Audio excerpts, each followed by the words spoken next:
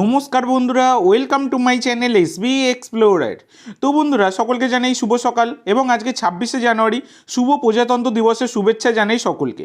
তো প্রথমেই যে আপডেটটা দিয়ে শুরু করব, গতকালকে এফসি গোয়ার সাথে চেন্নাইন এফসির ম্যাচ ছিল, যে ম্যাচটা কিন্তু এফসি গোয়া চেন্নাইকে হারিয়ে দিয়েছে। চেন্নাইকে 2-0 গোলে পরাজিত করেছে কিন্তু এফসি গোয়া। তো ব্যাপারটা হচ্ছে, এই পরাজিত করার ফলে তারা কিন্তু মোহনবাগানের পুরো ঘাড়ের কাছে চলে এসছে, একদম ঘাড়ের কাছে নিঃশ্বাস ফেলছে সেটা বলাই যায়। তোমরা যদি আগের পয়েন্টস টেবিল দেখো, তাহলে একটা সময় কিন্তু মোহনবাগানের সাথে দ্বিতীয় পজিশনে যে টিম ছিল, সেই পজিশনের টিমের পয়েন্টসের ব্যবধান ছিল 8 পয়েন্ট। 8 পয়েন্টের একটা ডিফারেন্স কিন্তু ছিল। তবে বর্তমানে গতকালকে এফসি গোয়া তারা চেন্নাইকে হারিয়ে দেওয়ার ফলে বর্তমানে মোহনবাগানের সাথে দ্বিতীয় পজিশনে থাকা এফসি গোয়া দলের পয়েন্টসের ডিফারেন্স তোমরা যদি দেখো, তাহলে সেটা কিন্তু দাঁড়িয়েছে 4। মানে মোহনবাগান 1 নম্বরে 17 ম্যাচে 37, 2 নম্বরে এফসি গোয়া 17 ম্যাচে 33। তো মোহনবাগান যে জামশেদপুর আর চেন্নাই ম্যাচে যে জঘন্য খেলে পয়েন্টস মানে লুজ করেছে, সেইটার দরুনই কিন্তু এই অবস্থাটা হয়েছে।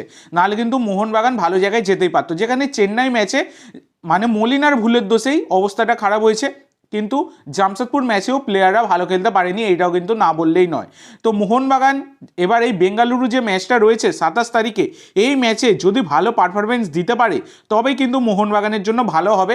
এবার যদি আবার এইরকম খারাপ পারফরমেন্স দেয় চেন্নাই আর জামশেদপুরের মতো, তাহলে কিন্তু অবস্থা ঢিলা হয়ে যাবে সেটা বলা যায়। কারণ একটা টাইমে 8 পয়েন্টের ডিফারেন্স ছিল, সেটা কিন্তু বর্তমানে কমে দাঁড়িয়েছে 4 পয়েন্টের ডিফারেন্স হয়ে দাঁড়িয়েছে।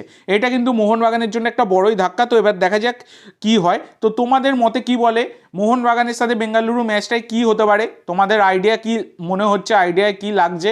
তোমরা অবশ্যই সকলে কমেন্ট করে জানাতে ভুলো না। এরপরে তোমাদের যেটা জানাবো সেটা হচ্ছে, বেঙ্গালুরু এফসির বিদেশি ডিফেন্ডার আলেকজান্ডার জোভানোভিচ, তিনি কিন্তু গত ম্যাচে রেড কার্ড দেখেছিলেন এবং রেড কার্ড দেখার জন্য তিনি অটোমেটিক সাসপেনশন থাকবে তার, মানে এই মোহনবাগানের বিরুদ্ধে ম্যাচে তিনি অ্যাভেলেবেল থাকবেন না, সেটাই কথা। তবে আলেকজান্ডার জোভানোভিচের ব্যাপারটা নিয়ে কিন্তু এআইএফএফ এর ডিসিপ্লিনারি কমিটির কাছে কিন্তু অ্যাপিল করেছিল বেঙ্গালুরু এফসি, যাতে তার রেড কার্ডটা তুলে নিয়ে সেখানে ইয়েলো কার্ড দেওয়া হয়। কারণ এর আগে তোমরা দেখেছো যে অনেক ক্ষেত্রেই কিন্তু রেফারির দেওয়া রেড কার্ড সেটা কিন্তু বাতিল হয়ে ইয়েলো হয়েছে, যেটা আরমান্দ সাদিকুর ক্ষেত্রেও হয়েছে, নিখিল প্রভুর ক্ষেত্রেও হয়েছিল এইরকম ব্যাপার। তো সেক্ষেত্রে এই আলেকজান্ডার জোভানোভিচের ব্যাপারটা নিয়েও কিন্তু অ্যাপিল করা হয়েছিল, যাতে তিনি মোহনবাগান ম্যাচে অ্যাভেলেবেল থাকেন।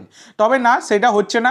এখন বর্তমানে দাঁড়িয়ে বড় খবর যেটা, সেটা হচ্ছে বেঙ্গালুরু এফসির অফিসিয়াল পেজ থেকেই জানিয়ে দেওয়া হয়েছে যে আলেকজান্ডার জোভানোভিচ তার কিন্তু অ্যাপিলটা বাতিল হয়ে গেছে। আলেকজান্ডার জোভানোভিচ তিনি কিন্তু রেড কার্ডেই থাকবেন, যেটা কিন্তু ডিসিপ্লিনারি কমিটি সিদ্ধান্ত নিয়েছে। তার ওইটা কোনোভাবেই ইয়েলো কার্ড হওয়া পসিবল নয়। রেড কার্ডের যে ডিসিশনটা, সেটা রেফারি কিন্তু একদম সঠিকই দিয়েছে। এইটা কিন্তু একটা বড় আপডেট বলাই যায়। এরপরে তোমাদের যেটা জানাবো সেটা ভিশাল কাইতকে নিয়ে। তো ভিশাল কাইত মোহনবাগান দলের বাজপাখি গোলকিপার।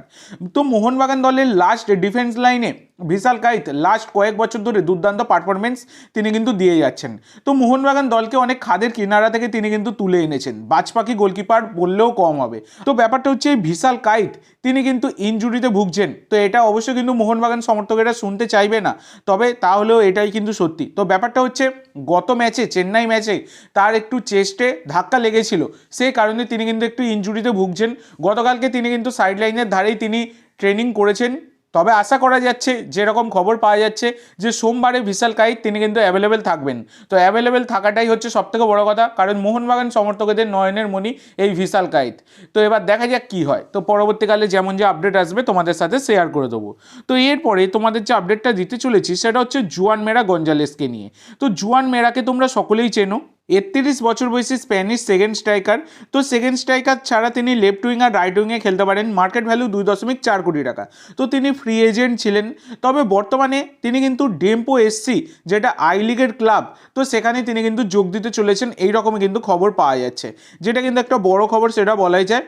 তো আইএসএল এর মঞ্চেও তিনি কিন্তু খেলেছেন পাঞ্জাব এফসির হয়ে। এছাড়া আই লিগের মঞ্চেও একটা সময় তিনি কিন্তু দাপিয়ে খেলে গেছেন ইস্ট বেঙ্গল, নেরোকা, পাঞ্জাবের হয়ে। তারপরে কিন্তু চার্চিল ব্রাদার্সের হয়ে খেলেছেন। তবে বর্তমানে তিনি কিন্তু ডেম্পোতে যোগ দিচ্ছেন। এটা কিন্তু একটা বড় খবর সেটা বলাই যায়। তো আজকের জন্য এইটুকু বন্ধুরা। ভিডিওটি ভালো লাগলে অবশ্যই লাইক করো, শেয়ার করো। আমার চ্যানেলে প্রথমবার এসে থাকলে চ্যানেলটি সাবস্ক্রাইব করো আর কমেন্ট করে জানাও ভিডিওটি কেমন লাগলো। ধন্যবাদ।